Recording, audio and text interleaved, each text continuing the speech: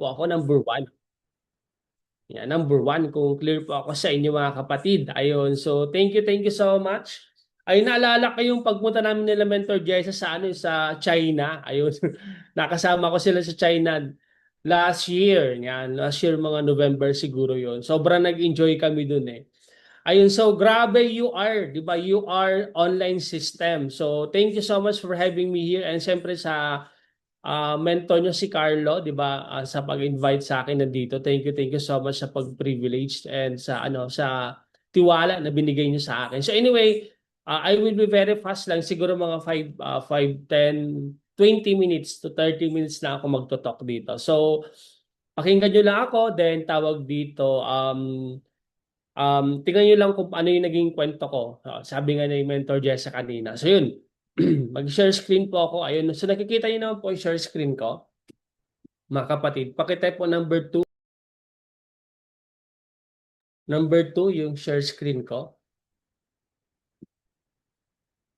Okay naman. Nakikita niyo naman. Okay, ayun. So anyway, thank you. Alright, so yun. My name is Jerwin Hoff. Ayun, so yan po yung pangalan ko. So, ito po yung naging track record for the past ilang taon na ako sa network, mag-8 years, 8 years to 9 years na po ako sa negosyo natin. Ayun. So, before that, before po ako naging part ng community natin. So, dati po akong seaman. Ayan. So, ang nangyari po noon, graduate po ako ng Bachelor of Science in Marine Transportation. So, dito po ako nag-graduate sa Bicol. Taga Bicol po ako. May mga taga Bicol po ba dito? So pwede bang type kung ano may mga may mga Oragon ba dito? Ay walang slide.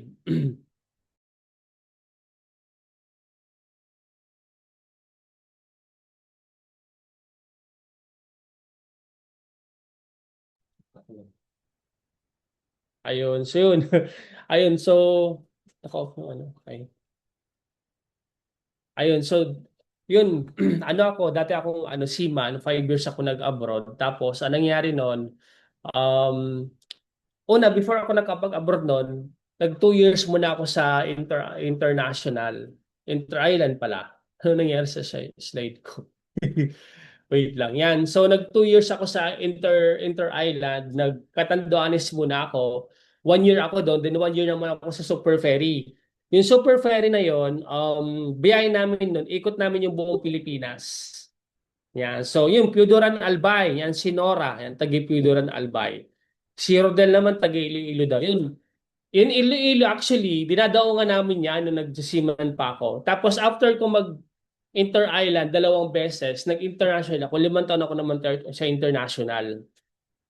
Ayun. So may mga seaman ba dito? May mga seaman? Or may mga seaman o seaman loloko, di ba? Ayun. So, ito yung Seaman's Book and Passport ko. Graduate ako ng Mariners Quality College Foundation. Tapos anong nangyari noon, I was earning malaki sa pagbabarko. Nag-average tayo ng 50 to 80 to 100,000 depende sa OT tapos sa overtime. So malaking kinikita ko sa pagbabarko. So anyway, tawag dito tapos bala ko nun mag-officer. Kasi ang officer sa amin kumikita ng lagpas mga 150 to 200 tapos mag half million yun ang kinikita ng mga officers namin. So doon ako na-amaze sa pagiging sabi ko gusto ko mag-officer. Same time, yung nag-aaral ako ng barko, akala ko sa pagbabarko is kumbaga madali lang yung trabaho sa barko. Yun pala ang trabaho sa barko pag nakikita natin baka sila nag-welding sila, nagpipintura, nagmamap. So yun pala ang trabaho namin sa pagbabarko. Hindi pala siya yung kasi sa school, ano lang kami, plotting chart, navigational, tapos ano pa yung mga mathematics, chemistry, di ba? Tapos magda-drive ka ng barko, magtitimon ka. Yun ang pinag-aaralan mo sa barko eh. Pero walang sinabi na tititik ang kalawang, di ba? So yung pala ang trabaho namin doon sa barko, sumbaga hard labor pala. So ang seaman pala mga kapatid, to tell you frankly, ano pala sila? Mga labor job pala sila sa barko.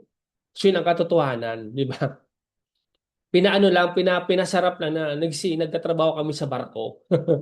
Yan, so taga-tanggal ng kalawang. Oo, tama 'yon. Tititikin namin yung kalawang. Naalala ko nun yung first time ko sa international noon, no, grabe yung bakbaka namin sa trabaho. Hanggang alas 2, alauna, bakbak pa rin kami ng ano. Tapos ang lamig na baga, tapos parang hindi mo na mawakan yung gloves kasi sobrang lamig na. Pero bakbak pa rin. Tapos naalala ko sa barko mga kapatid, yung bagang ano yung alon na ang laki ng alon tapos lahat ng santo, di ba? Dinasalan mo na lahat ng santo na ano ko na na nabanggit ko na eh. Tapos pag malalaki na bagang alon, pag malalaking alon na tapos na homesick na kami mga seaman kasi sa barko ano talaga eh, true to life talaga na ang dami namin ng mga miss family occasions, long months away sa family. Christmas, yung 5 years ang Christmas na yun, hindi ako nakapag-Christmas noon. Physically, pero tapos mentally tired ka pa sa pagbabarko. Totoo yun mga kapatid. So, anong nangyari noon, bawat baga, ano na homesick na kami kasi marami din ako ng mga nakasama sa barko. Bawat tawag do bawat araw na for example, na kami mga 3 months na, 4 months na, 5 months na, 6 months na, ayun oh. Pag 1 month, ang excited ka pa nun magtrabaho eh. Pagdating ng 2 months, pagdating ng 3 months, nasasawa ka na eh. Kasi bakit? Tik-tik kalawang, pintura, map, linis ng kubeta.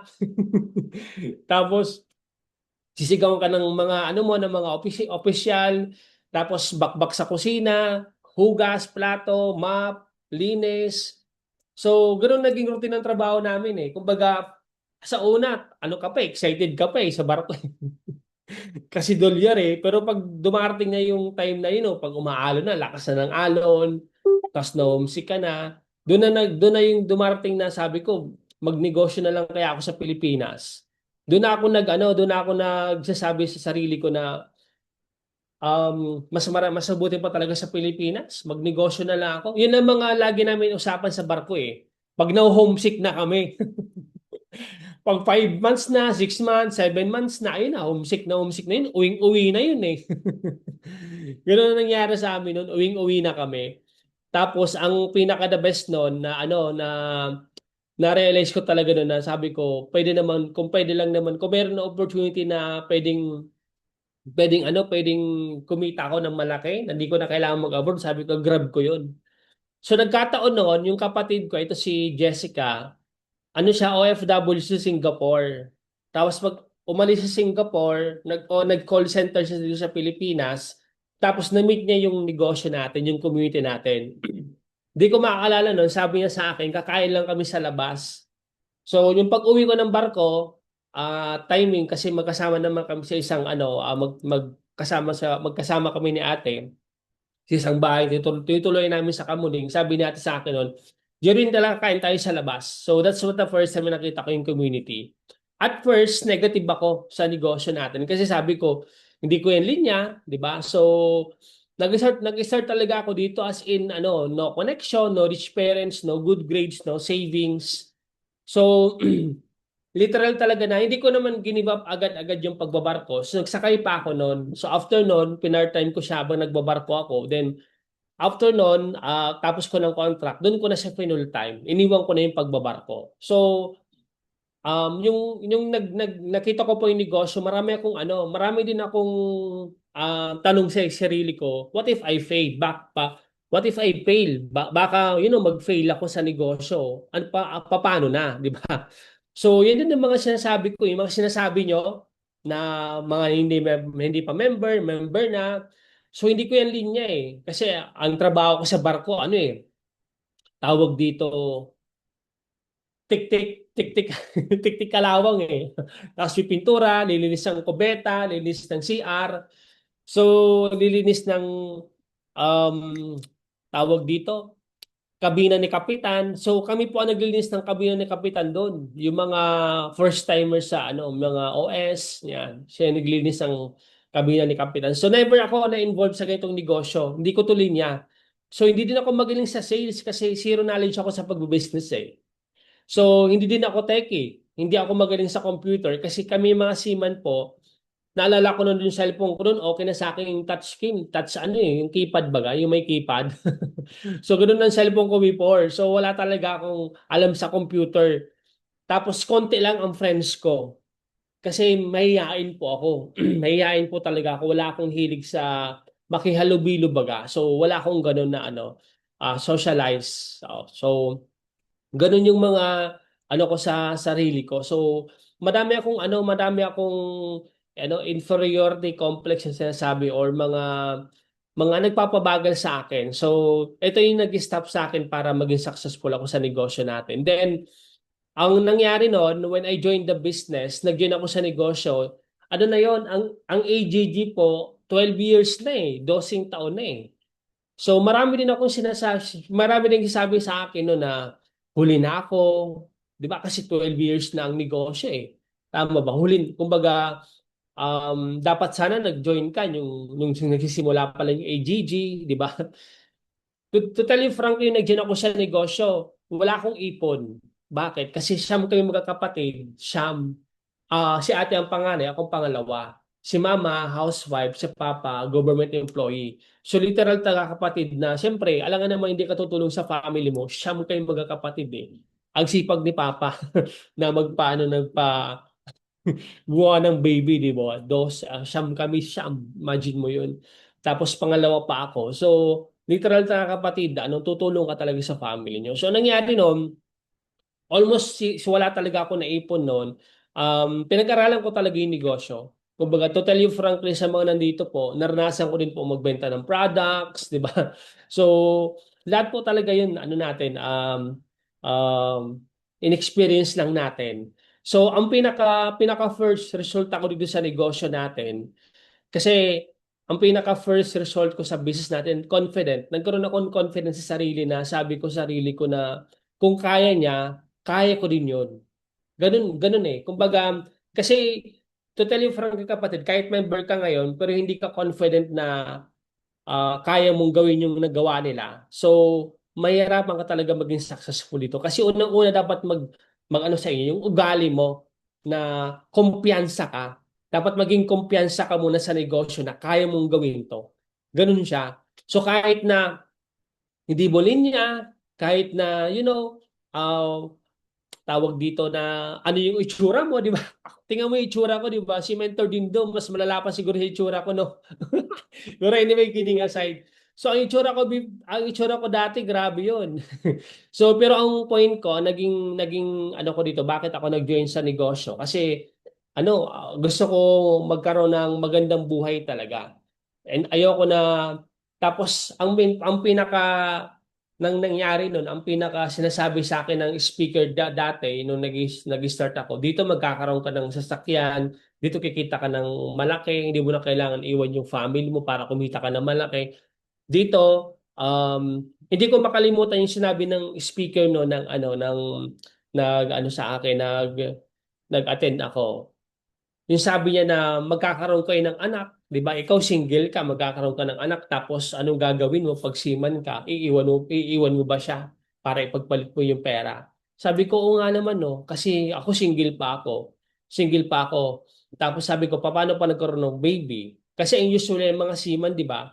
Mga OFW, 1 month, 2 months, 3 months, 'di ba iniiwan yon para mag-abroad? Kasi kailangan kumita ng pera. So nare-realize ko yung sabi ko, oo nga no. So dapat gawin ko na to ngayon kasi wala pa akong family. Sabi ko, pa nagkaroon ng family, hindi ko naiiwan sila para sa pera. So nagkaroon ako ng confident na ganun. So na-realize ko talaga siya. Then, nagkaroon ako ng disiplina. Sa mga nandito po, hindi mo makukuha yung success na gusto mo kung wala kang discipline. Kailangan talaga may disiplina ka sa sarili. Kasi ito talaga yung pinakasekreto sa success na meron kami na mga mentors nyo na nakuha namin dito is because disiplina talaga kami.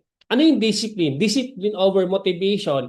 Ang discipline po, okay, gagawin mo siya kasi kailangan mo siyang gawin. Gagawin mo siya kahit na hindi maganda yung situation mo. Ang motivation kasi, gagawin mo isang bagay kasi na-motivate ka lang. Ang disiplina, kahit hindi maganda yung nangyayari sa'yo, gagawin mo siya. That's discipline. 'Di ba? So, ganun talaga kapatid. naalala ko, 'di ba, negative sila family ko, tapos yung mga ano circle ng ano ko ng mga circle ko, relatives namin, tapos sila mama, negative sila sa business. So, pero sabi ko sarili ko, ako kasi nakakita ng negosyo eh, hindi sila, 'di ba?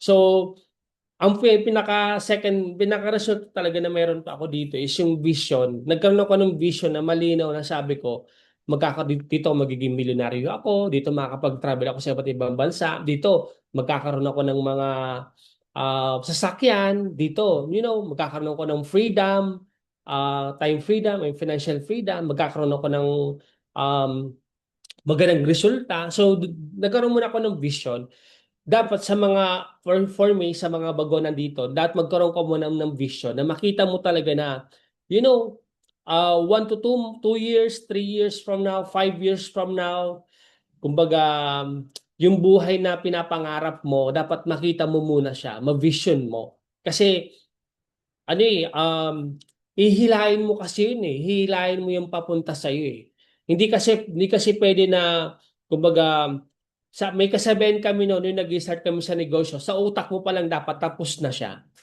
Ganun yun. Kasi hindi pwede na maging successful ka na wala kang nakikita. Ganun siya. Dapat i-ano mo muna yun. I-train mo muna yung sarili mo na makita mo yung vision na yun. 'Di ba? So, then, nagkaroon ako ng patient kasi wala naman ng overnight na success eh. Yung mga nakuha ng mga mentors natin dito, walang overnight na success. So, you need to have patience. At the same time, nagkaroon ako ng growth mindset na instead na tingnan ko yung isang bagay na na negative, titingnan ko siya positive. Titingnan ko ng lesson, 'di ba? So, doon ako nagkaroon ng magandang ugali. Yan. So, at the same time, naging resilience ako, 'di ba? Meron nakita ko kanina, resilience, aim one, fire. Aim fire. Aim fire. Yan. So naging resilience ako na, despite sa mga situation, hardships, 'di ba, sa mga challenges sa buhay, I still push through sa negosyo natin, 'di ba? Same time, ito na nagkaroon na tayo ng breakthrough. So, yung una pong yung dati po nag-welding ako, 'di ba? Tingnan mo itsura ko yung pagbabad na sa barko ako, 'di ba? So imagine mo parang tutong ako diyan na tutong na kasi nga, bilad ka talaga sa init ng mga kapatid, bilad ka sa init sa barko, to tell you frankly. Ganyan, ganyan po kami nagtatrabaho sa barko, nagtitik-tik, nagpipintura, tapos tagatangkal ng mga ng mga 'di ba? Tapos ito na po tayo right now. So na-experience natin yung freedom na although yes, kung kumikita ako ng malaki sa pagbabarko, pero hindi ko siya na-enjoy kapatid kasi 'di ba 9 months ang trabaho namin sa barko? 9 months, what to 1 year. After ko magtrabaho nun, uwi ako ng Pilipinas. Tapos after 1 month, 2 months, 3 months, okay, babalik ka na naman sa barko. So hindi mo siya talagang na-enjoy yung pera mo. Hindi mo siya na-enjoy. Parang wala kang buhay. Parang, tatrabaho ka na naman, same na namang routine, ganun at ganun na ulit. Pero dito sa negosyo natin, you have the time to enjoy your money and money to enjoy your time. So, kikita ka dito ng malaki na mafe-feel mo talaga siya. 'Di ba kanina nakita ko yung travel, 'di ba? Na travel yung sa LU. So, ganun po, ganun talaga kaganda, kasaya sa negosyo natin. So, same time mga kapatid, yung first gala night sa Bicol po dito sa Bicol, nakuha natin yung top 1 spot, top 1 sa nag-award kasi dito dati, nag-awarding ng every year, ng mga income. So nakita note natin yung top 1 and top 2, nag-top 2 tayo ng second gala night. Then third gala night natin is nakuha ulit natin yung top 1 spot. So imagine mo po, DC man, hindi linya to, 'di ba? Tagatiktik ng kalawang lang, 'di ba? Pero sa mga awards, 'di ba? Hakot awards tayo kapatid. So at the same time po, yung fourth gala night ng Bicol, nakuha po natin yung Hall of Fame. Yan. Palapakan mo naman. Palapakan mo naman diyan, 'di ba? So i-type mo naman diyan congratulations. Yan. Kasi believe it or not, dapat you need to be tawag dito, kailangan na maging matuwa ka talaga sa mga nakikita mo na success sa tao. Kasi ina-attract mo din yun. Natutuwa ka daw sa success sa ibang tao, in genuine dapat totoo natutuwa ka. Tapos pag may nakikita ka doon ng mga achievements, lalo na sa mga co-hubbers mo or mentors mo, di ba, nakikita mo yun, dapat natutuwa ka daw. Kasi bakit? Ina-attract mo nun yung papunta sa'yo. Ayun. So yun, nakita niyo yung ano yung Hall of Fame. Same time, dati nagbumotor ako, ngayon nakadalawang sasakyan tayo. Naka-pick up tayo ngayon na ano. Tapos plan din natin bumili ng ano ng Mustang. Ayun, so Mustang ang bibili natin, di ba? So kasi malaki ang Mustang, ang Bumblebee pala, ano, si Bumblebee medyo maliit sa akin siguro kasi malaking tao ako eh. Ayun, so nakabili tayong dalawang sasakyan. Believe me or not kapatid, sa Seaman ako, I'm earning around 50 to 80. Wala akong nabili. Totoo yun. Dito lang talaga ako nakabili ng sa dalawang sasakyan. Imagine mo no, no? So, sobrang solid kasi bumili ako ng sasakyan. Yan po si Mother. Sobrang tuwa po ni Mother noon. Kasi yung nag-start ako sa negosyo, siya yung unang-una nagpumigil sa akin. Kasi imagine mo, I'm earning around magkano, diba magandang profession ko. Sabi niya, bakit may pagpapalit sa ano, sa negosyo na ganyan, na hindi ka naman sure. Kasi buti doon sa Seaman, sure ka na. Eh dito, sure ka ba na mag-progress ka? Kasi sabi ni mama nun, tapos hindi ka naman magaling magsalita, hindi ka naman maging mag-sale, hindi mo naman yung linya. So, pero yung bumili po ako ng sasakyan, si mother po yung unang-una sa akin na sobrang tuwa ni mama. Kumbaga ba? Kumbaga yung hindi ko nakikita ano, smile ni mama, nakita ni mama yung smile, nakita ko yun eh. So, 'di ba? So, ang point ko dito kapatid, kung ano man yung mga situation mo ngayon, okay, bayad na bayad talaga yan sa negosyo natin. Ayun, so mga ano po to mga lifestyle na po ito nung dati po kasi nag-a-abroad ako, hindi ko po ito magawa. So ang dami ko po mga naging lifestyle sa negosyo natin. So marami akong napuntahan. Yan, so Sorsogon, nag-qued po ako. Ito po yung last resort dito sa ano sa Bicol. Naka 3 times po ako pumunta diyan. Yung pangalawa po, ay first siguro naglibre po ako, nilibre po ko po yung mga leaders ko. Then second, pangalawa, pumunta po ulit kami diyan. Tapos na yun, na-experience ko yun po mag-scuba dive. Pupunta po kami diyan ano ulit na mga team. Yan. So sobrang ano solid na ma-experience yung ganito ng mga lifestyle. Tapos Baguio. Yan. So first time ko din mag-Baguio to tell you frankly, pero sobrang ganda din pala ng Baguio. 'Di ba? Pang international siya. LU. Yan. So kayo 'di ba nag-LU kayo, nag-LU din naman ako noon. So maganda 'yan. Pang 2 times ko nakapunta ng LU. Yung una, kasama ko yung team. Pangalawa, tatlo lang kami pumunta diyan sa LU. Kasama ko si kapatid ko. Sobrang ganda ng ano, so maganda talaga ng Pilipinas, to tell you frankly kapatid. 'Di ba? So nagiging sarili kang turista sa sarili mong bansa, 'di ba? So ganun kaganda. Then Boracay, yan. So pang ilang Boracay ko to, pang tatlo ata to, pang tatlo. So nilibre ko yung team. Kasi yan, yung ano ko, yung birth date ko kasi yan, July yan. So 27. So malapit na mag 27 no.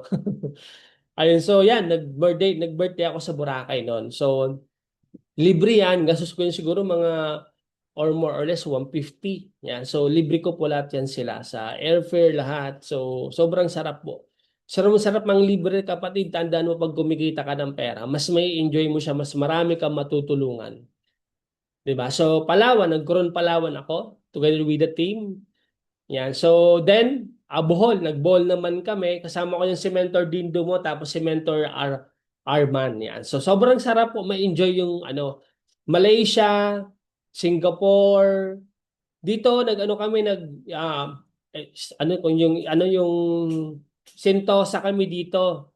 Nagsentosa kami dito, nagsakay kami sa mga rides sa Singapore. Sobrang sobrang sarap din po, 'di ba? Ito nag-Royal Caribbean din po ako, 'di ba? 'Di ba dati seaman ako, nagtititik akong kalawang, tapos tagahugas, tagalinis ng kabeta, taga-map. Dati. Pero nung sumakay pa ako sa barko ulit, ano po kami, nag-Asian cruise po kami. Ang travel po nito, Malaysia, Thailand, Singapore. So, tatlo pong bansa na yon. 1 week po kami. Ikot-ikot lang po kami. So, doon po sa barko na yan. Yung sinakyan ko po kasing barko is cargo. Cargo. Ito naman po, passenger. So, doon po sa sa barko, meron na swimming pool, meron na isang malaking theater, meron na restaurant, meron na mall, meron na bar sa loob. So kompleto po. Meron pong basketball court din po ito na full court. Meron po itong swimming pool sa loob, jacuzzi. Sobrang sarap po na ma-experience nyo talaga to kapatid. Sobrang blessed. 'Di ba? So, then yun po ano mga nabigay sa akin ng community. Kaya kung may seseryosohin ka lang naman kapatid, kaya imagine mo kung nasa hub ka ngayon or member ka ngayon, you go for VIP account. Tapos kung member ka ngayon, naku, wag kang papayag na isagad mo na, 'di ba? Kasi yung buhay na nag-ibibigay sa inyo negosyo natin, 'di ba? Sobrang sulit yung sakripisyo mo. Hong Kong, nag-Hong Kong po, kasama ko po yung yung partner ko, nag-Hong Kong po kami. So, ilang days kami? 4 days kami diyan sa Hong Kong.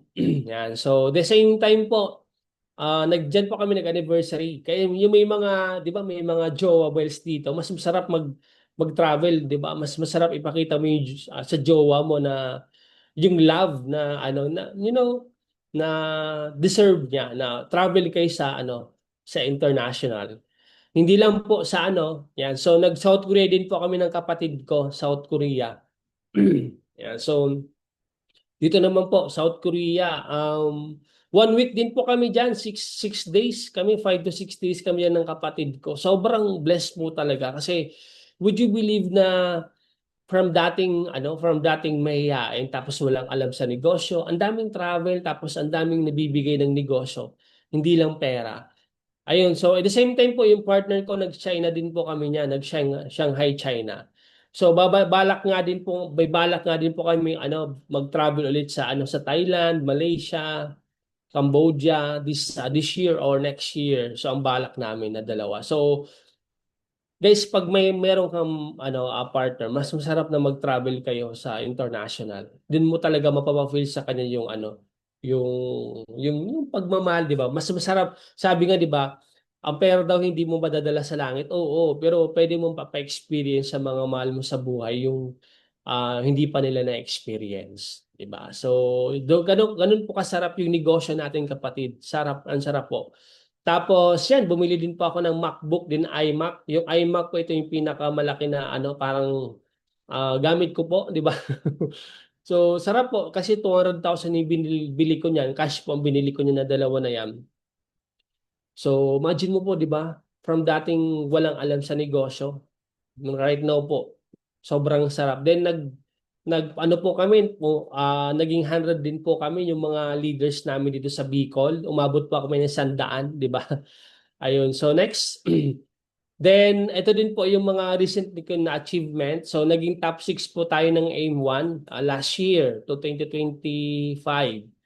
Yan. So together with Alp Maylin and Alp Carlos. So sobrang grateful po sa dalawang tao na to kasi napaka-genuine po ng dalawa na to. Grabe, sobrang blessed po tayo kasi kung nandito ka po sa AIM 1. So umbrella pa rin po kasi tayo ng AIM 1. So ang AIM 1 po, saklaw po talaga tayo din. Ito yung mother group natin. So sobrang blessed po tayo kasi hindi man po natin sila kilala pero ang dami po nilang plano at ang plano po nun is para mas maging successful pa po tayo. So sobrang blessed po tayo sa dalawa na to. So blessed na blessed tayo sa AIM 1. Then ito din po, naging top 38 po tayo ng company. So sino ba naman ako, 'di ba? So makuha natin yung top 38 ng company natin. So blessed na blessed kasi sabi ko it's enough na kumita ko ng malaki, makapag-travel, then pero yung award, grabe, sobrang ganda po. Sobrang nakaka-fulfill ng mo ng yung mga yung mga dati na mga ginawa mo na mga sacrifices, yung pagod, puyat, rejection, di ba? Tapos you know what, yung pinagpalit ko ng pagbaba ko kasi I'm earning around 80 to 50,000 sa pagbaba ko, di ba? So ginibab ko yun. So and then full time ko yung negosyo. So, ibig sabihin pala kapatid, ang point ko, bakit namin sinasabi to, bakit kami nagkwento na ganito? Kasi, kung merong, kasi ano, kasi ito yung nangyari sa amin na resulta, na iniwan namin yung dati namin ng mga trabaho, pinagpalit namin dito, ibig sabihin pala, worth it din pala. Sobrang worth it siya. Same time, yung pinaka first check ko dito sa negosyo natin, nasa 12,000. Di ko to makalimutan. Yung sinabi sa akin ng magulang ko, di ba nag-check ako 12,000.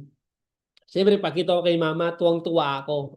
Mama, tingnan mo to, 12,000. Ibig sabihin, legit yung company. Sabi ni mama, tapos si papa, Jerwin, tingnan mo, 12,000 yung kinita mo sa isang buwan. Samantala, nagsisiman ka, nag-50,000 ka to 80,000. Minsan nag-ano ka, nagtumataas pa. Tapos pinagpalit mo yan sa 12,000 mo. Di ba? So, di ko yun makalimutan na ganun yung nangyari. Ganun yung expression nila. Instead matuwa na sabi ko legit yung company, kumita akong 12,000. Hindi. Di ba? So, syempre, kumbaga to see is to believe talaga, di ba? Kailangan talaga din lang makita yung malaking progress. So, tinuloy-tuloy ko yung negosyo. Tinuloy-tuloy ko siya hanggang sa nag-average tayo ng 100, 200, 300. Tapos, pinaka na-experience ko dito, 1 month, nasa 400,000. So, hindi ko nasabay ito. Last year yon, last year, 2024, 2025 yan. So, hindi ko na nasabay, 2023 to. So, yun ang na-experience ko sa negosyo na. Yung kinikita ng mga seniority ko sa pagbabarko, kinikita ko na din dito. So, totoo pala talaga yung sinasabi ng mga speaker, yung first ko pag-attend ng ano ng mga narinig ko sa kanila. Sabi nila dito kikita ka na malaki, na mas malaki pa sa kinikita mo na hindi mo na kailangan iwan na yung family mo. So, that was my kumbaga, pinaka the best, sabi ko sarili ko, the best decision na ginawa sa buong buhay ko is yung i-give up ko yung pagbabarko and i-full time ko yung negosyo. Kaya kung nandito ka kapatid, naririnig mo tong sinasabi ko, congratulations kasi sure ako na dati naririnig lang naman namin to sa mga speaker. 'Di ba? So nag-attend kami ng mga Zoom, nag-attend kami ng mga seminar, ganito narinig namin sa kanila. So, na-inspire lang din naman kami at siyempre, ginawa namin yung best namin. 'Di ba? Na mas naging masipag kami sa business. Tapos, ayun, 1.3M yung pinakamalaki na kita namin na magkapatid in 3 months lang, combined income. Imagine mo magkano yan, that's around nag-700,000 kaming dalawa, di ba? So, magkano yan, di ba? Imagine mo. Same time, ito talaga yung pinakamalaki namin nakita na magkapatid sa around 5 million in just 1 year. So, imagine mo po, 5 million yan sa isang taon. So, 5 million in 1 year. So, kapatid, hindi ito biro na pinasukan mo negosyo. For me, kung hindi ka pa nagseseryoso ngayon, nako, ang dami mong lugi, di ba? Kung hindi ka pa seryoso ngayon sa negosyo natin, tell you frankly, ikaw talaga yung mapapag-iwanan dito sa negosyo natin. Kasi hindi na po ito um hindi po biro ang pwedeng ibigay sa ng negosyo natin, ng company natin. Kasi kung seryosohin mo, this is the best time na seryosohin mo yung negosyo natin. Kasi ang daming pwedeng ibigay sa'yo ng business natin. Lifestyle, income, lahat ibibigay talaga sa'yo. 'Di ba? Same time po, mabilis na ako matapos. And ito po yung total na kita namin ng magkapatid. Nasa magto 20M po yung kita namin ng magkapatid na. So, yun po. Kumbaga, pera given ang pera dito. Basta gagawin mo din yung part mo sa negosyo natin. Kasi bakit namin ito pinapakita? It's not to brag. It's to testify na totoo talaga yung income sa business natin. 'Di ba? At the same time, malapit na ako matapos. Ayun. So, may baby na po ako. 2 months old po yung baby ko. Ito po yung sinasabi ko sa dati na sabi ng speaker sa akin, di ba? Naalala niyo yun na sabi niya na pag nagkaroon ka ng pamilya, kailangan mo siyang iwan kasi magbabarko ka ulit. Diba ba? Pagpapalit mo yung time sa family mo sa sa dolyar. So doon ko talaga na-realize, oo nga no. So buti na lang. Sabi ko, buti na lang talaga sineryoso ko ng negosyo. Buti na lang yung wala pa akong family, trinabaho ko siya. Buti na lang yung wala pa akong family, sinugabang ko na yung negosyo. So right now po, 'di ba, hindi ko kailangan iwan yung anak ko para magtrabaho, para ipagpalit yung sa dolyar. So ito yung pwedeng ibigay sa ito pa yung pinaka-precious moment na ibibigay sa ng negosyo natin, yung time with your family. Kasi pag kumikita ka ng malaki, hindi mo kailangan mag-abroad, tama ba? So, ito talaga yung ano time na pinaka best ibibigay sa inyo. Hindi lang pera, yung pera kasi given talaga yung pera, time to spend to your family. Ito yung ibibigay sa inyo na hindi mababayaran ng pera. Kasi yung time mo sa family mo, hindi talaga pwede mabayaran ng pera. 'Di ba? Kasi ang pera pwede mong kitain eh. Pero yung oras na, for example, 2 months yung baby ko, di ba? Magsasakay ko ng barko, 9 months. So, ilang months na si baby? 11 months na. So, yung time na yun na igugugol mo na pwedeng kasama mo yung family mo, mawawala yun. So, yun ang pwede, hindi mababayaran ng pera. So, for me, sa mga single na nandito, this is the best time na atawin mo siya para pag nagkaroon ka ng family mo, hindi mo sila iwan para kumita ng pera. 'Di ba? So, yun po ang binigay sa akin ng negosyo natin. Sobrang grateful po ako sa company natin. Same time po, um, lahat po 'yon, okay? Syempre, with God, all things are possible. So, with that, thank you so much po sa mga nandito na nag-attend. So, blessed na blessed po tayo kasi mayroon tayong community na ganito na yung mga hindi mo alam na wala kang purpose, wala kang way, wala kang opportunity, hindi mo alam kung ano yung gagawin mo para, mag-successful or hindi mo alam kung ano yung gagawin mo to start. This is the best time to start. So, yun, go for VIP account sa mga nandito pa po. And syempre, sa mga members, seryosohin mo po ito kasi sobrang ganda yung ibibigay sa ng resulta ng negosyo natin. Alright, so back to you sa napakaganda natin na host, Jessa. Thank you so much po. Yes, thank you so much also, mentor. So grabe, nakaka-inspire